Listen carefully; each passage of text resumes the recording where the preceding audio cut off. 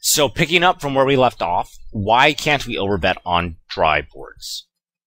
Well, we can, at least sometimes. We'll probably get into that later though. But it's a bit different and not nearly as effective for two reasons. The first is you don't need to deny your opponent the ability to realize his equity. Overbetting kings on a queen 7-3 rainbow flop isn't as useful as overbetting queens on a 10 of hearts, 8 of hearts, 3 of diamonds, 2 of diamonds turn. You can see right here, if you have a hand like pocket kings on a queen 7-3 rainbow flop, you're not really very vulnerable to any hands in your opponent's folding range. He's probably not going to fold his gut shots. He's probably not going to fold his pairs. So when you or most of his pairs. So when you overbet kings, you're not really making any hands fold that are that threatening. So you're not really preventing your opponent from being able to realize his equity that effectively. Whereas when you overbet queens on a 10 of hearts, 8 of hearts, 3 of diamonds, 2 of diamonds turn, you're likely going to make them fold some flush draws, some straight draws, some overcards, a bunch of 5-out pair hands that queens are quite vulnerable to. So overbetting just makes sense on wet boards to make your opponent have a hard time realizing his equity. Number two, your opponent probably still has nutted hands in his range. If he calls your flop bet on a Jack 7-2 rainbow board, he probably can still have all of his set combos in his range on the turn. This makes overbetting worse since you are beat more often and you want to bet big when you can't be beat. So let's stick with this Jack 7-2 rainbow board for 1 minute. If we bet the flop and our opponent calls and the turn card comes a 4, it's really hard to overbet here with a hand like pocket queens because we're still going to be beat a decent amount of time on the turn.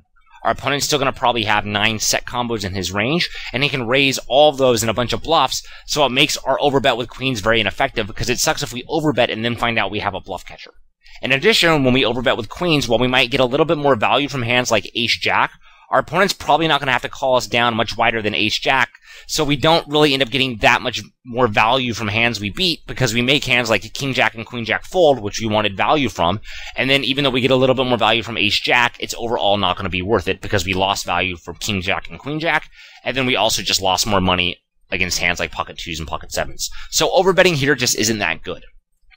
It's also important to note that you will still stack your opponent when you have a hand like pocket jacks on a Jack 7-2 rainbow board and he has 2 pair or sets on the turn. You don't need to overbet to stack many of your opponent's very strong hands. So that's something that's going to come up a lot, which is overbetting is very useful when your opponent's not going to have a raising range and you want to get a lot of money in the pot. If your opponent's going to raise very aggressively, overbetting is much less effective because you're going to still stack a bunch of his strong hands anyways.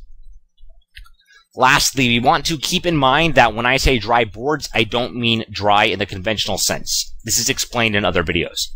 A board such as 7-3-3 rainbow isn't really a dry board because every hand has around 6 overcards. People usually use the term dry board to illustrate ranges are polarized, but often use boards to illustrate this concept, which don't work this way. I got this wrong in the past, live and learn. So most people would consider a board like 7-3-3 incredibly dry, but it doesn't really work the way we want a board to work when we talk about a dry board because ranges aren't super polarized on the 7-3-3 board. In other words, hands like pocket 10s, pocket 9s, pocket 8s, 7x are going to be outdrawn all the time by overcards, so it's almost like there's tons of hands in both players' range that function as sort of like pretty good draws, like ace-queen, ace-king, queen-king, so this doesn't really work that well as a dry board. When we say a dry board, we usually mean a board like Queen 7-3 Rainbow, because that's a board where when someone's value betting the flop, it's very unlikely they're going to be outdrawn because there just aren't many possible overcards when someone's value betting a range of like Queen King and better. So just be very aware of this concept.